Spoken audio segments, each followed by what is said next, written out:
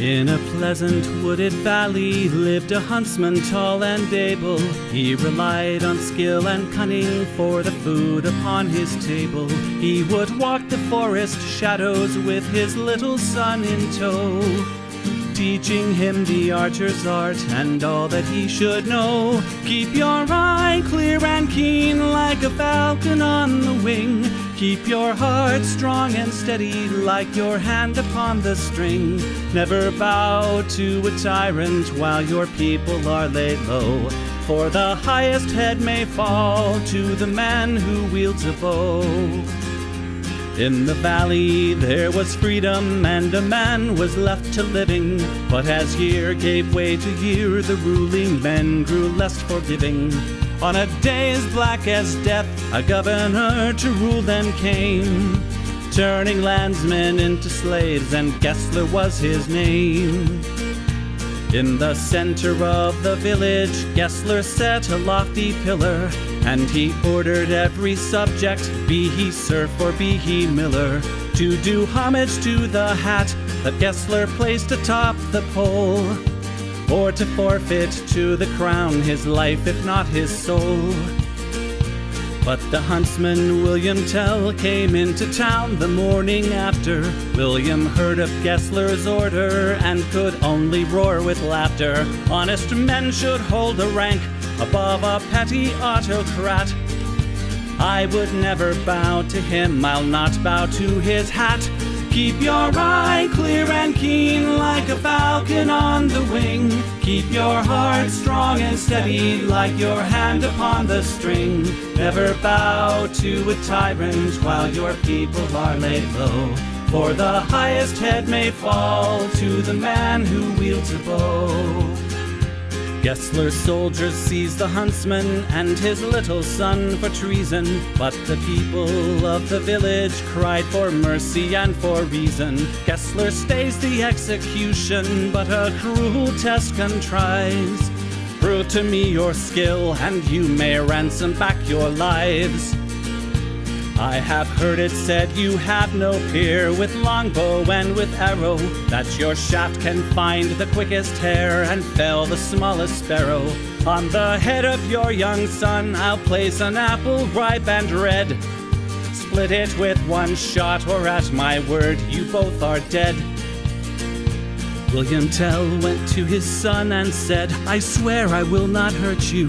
Courage will not bow to fear, nor shall this evil conquer virtue. Turn your face towards our home and stand as still as any tree. I will split the apple, we shall soon be home and free. Keep your eye clear and keen like a falcon on the wing. Keep your heart strong and steady like your hand upon the string.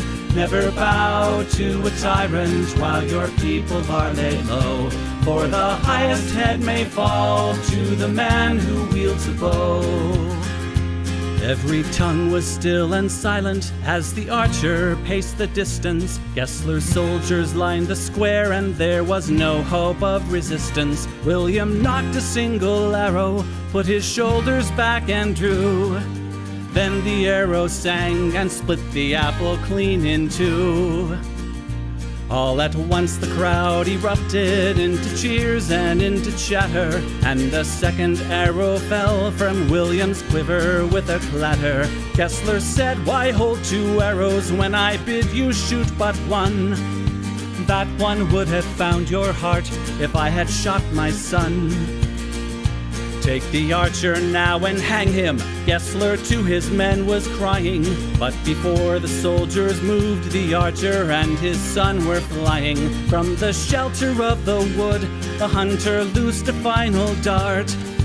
Gessler died with William's arrow buried in his heart. Keep your eye clear and keen like a falcon on the wing. Keep your heart strong and steady like your hand upon the string. Never bow to a tyrant while your people are laid low, for the highest head may fall to the man who wields a bow. Keep your eye clear and keen like a falcon on the wing. Keep your heart strong and steady like your hand upon the string. Never bow to a tyrant while your people are laid low. For the highest head may fall to the man who wields a bow.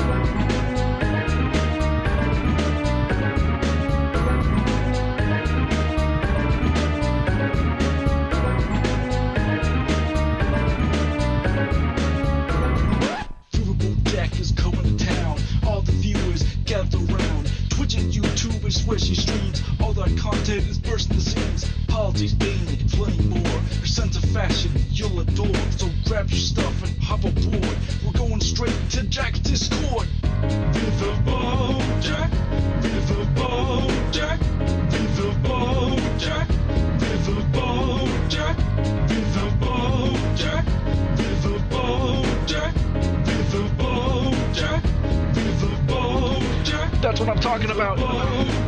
First time singing the songs for Riverboat Jack. Shout out. I don't know what I'm doing really, but I got passion. That's what it's about. It's all about passion.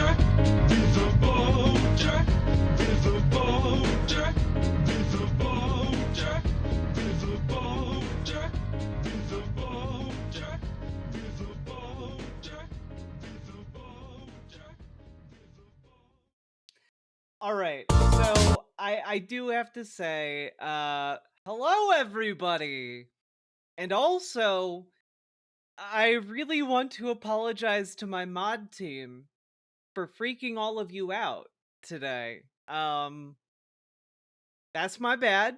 That's my bad. For we have a Signal chat where we communicate with each other, and I said, I'm so sorry, frowny face, because I was responding to how people were saying they were doing, and I forgot that Signal deletes old messages, so a lot of my mods saw that chat and just saw "I'm so sorry" sad face, and I scared the shit out of them, and I'm really, really sorry. But I was okay. I was just responding to you guys, and then I took a nap. and that was a really bad time to take a nap. Sorry about that, guys. Yeah, Banana Brains, we'll get you in there. We'll get you in there. Don't you worry about it. Just ping someone in the Discord mod chat. Yeah, my bad. My bad, folks. Sorry about that. And then radio silence. Yeah. I forgot that Signal deletes messages. Um, anyway, just wanted to start out with a formal apology to the mod team. I'm so sorry. I am okay. My partner was playing Avowed in the next room while I was napping. It was fine. Failsafe, thank you for becoming a member. And congrats to DTH for finally moving to Wisconsin. Let's go! Oh, you're getting a phone number. Hell yeah, Banana Brains. Also, hello everyone. Hello, cute dark arts. Hello, that one American. Hello, Ionicons. Hello, Pneumatic Toaster. Hello, Danger Days. Hello, Uncreative Automaton. Hello, Abyssal Anath. Hello, Transfemme Princess. Hello, Phantaslay, rather. Hello, Nightinghawk, which is what a great name that is. Hello, Berserk Jazerk. Hello, Judgment for Rezone. Hello, Dr. Robotnik. Haven't seen you in a hot minute. Hope you're doing all right. Hello, Caleb Harris. Hello, Andrew S. Hello, Banana Brains. Hello, Valerian Damocles Marcellus. Hello, Crochet Whimsy. Hello, RPG Lilac. Hello, Alan Eris Dresner. Hello, Jay. Hello, Death of Felipe Felipe II August. Hello, Firecrafted Gaming. Hello, Lactose Cow. Hello, Celestial Heart. Hello, Ophelia. Hello, Affirmation Man. Hello, Louise. Hello, You Buffalo apparently are Guy. somehow legally obligated to keep me now.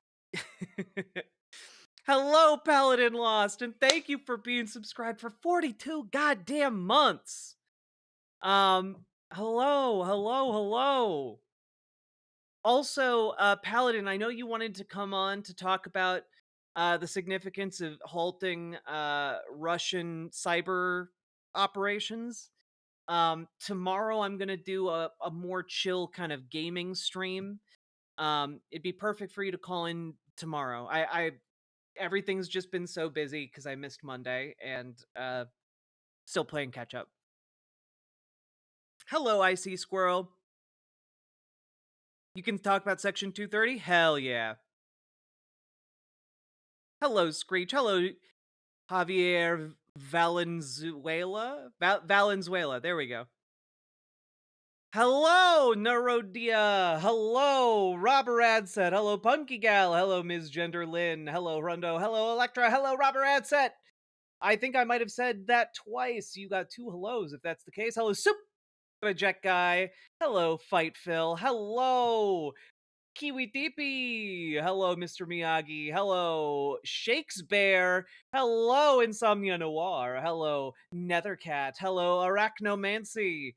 Hello, Salty Turtle Cupcake. Hello, Quite Kitsune. Hello, Salmon Moose.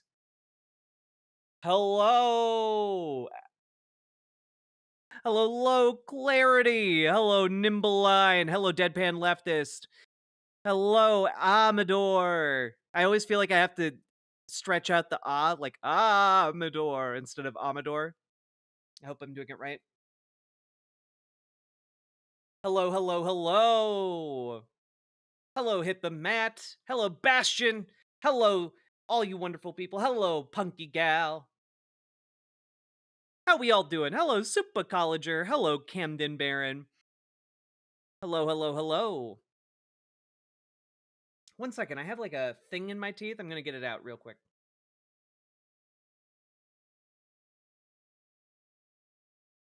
Have to somewhat unceremoniously get it out. Because it's bothering me.